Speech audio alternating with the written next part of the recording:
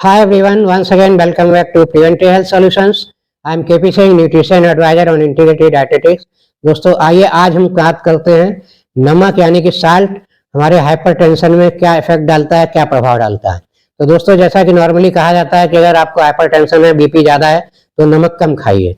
तो दोस्तों नमक कम खाइए, ऑफ कोर्स ठीक है, ये सावधानी हमें लेनी चाहिए, लेकिन हर केस में नमक कम खाने से आपका बीपी प्रभावित होगा, कंट्रोल होगा, ऐसा जरूरी नहीं है।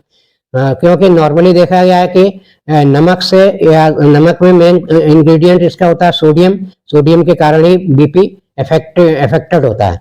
अगर हमारा बीपी हाइपरटेंशन सोडियम इम्बैलेंस के कारण है तो साल्ट खाने से या ना खाने से फर्क पड़ेगा, लेकिन अगर इसका कोई अन्य कारण है, हाइपरटेंशन के बहुत सारे कारण होते हैं, हमारे ब्लड में सोडियम का लेवल तो नॉर्मल है फिर भी हाइपरटेंशन है, तो आपका नमक खाने से कोई फर्क नहीं पड़ेगा।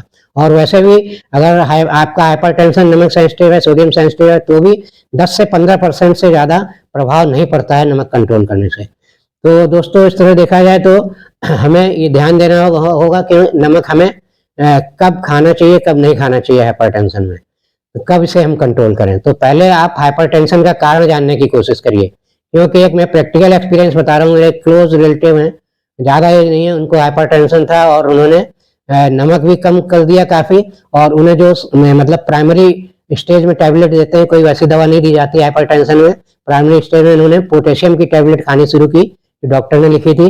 तो पोटेशियम की टैबलेट यानी कि वो सोडियम का उल्टा करती है। अगर सोडियम ज़्यादा होने से बैलेंस बिगड़ता है, सोडियम ज़्यादा होता है ब्लड में, तो मतलब हाइपरटेंशन हो सकता है, मतलब बीपी बढ़ सकता है।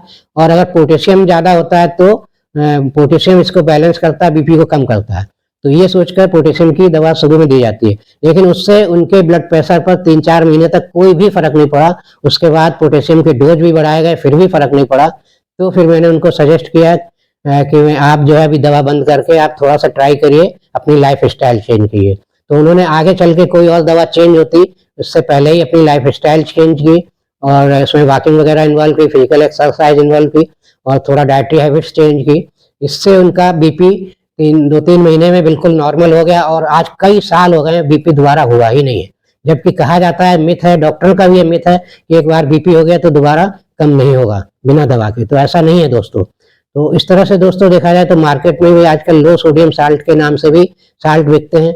एक आते हैं जिसमें लगभग 15% सोडियम कम होता है, और एक साल्ट आता है जो सुपर लाइट के नाम से या एक्स्ट्रा लाइट के नाम से, उसमें लगभग 30% सोडियम कम होता है। लेकिन ऐसे साल्ट भी अगर आप बीपी जो आपका अगर सोडियम सेंसिटिव है, तो अगर ऐसे साल्ट भी आप लेके कम करना चाहते हैं बीपी, तो आपको ये ध्यान देना होगा कि जो नॉर्मली लो सोडियम साल्ट है इनका नमकीनपन कम होता है, तो हम टेस्ट के हिसाब से इस नमक को ज़्यादा डाल लेते हैं खाने में।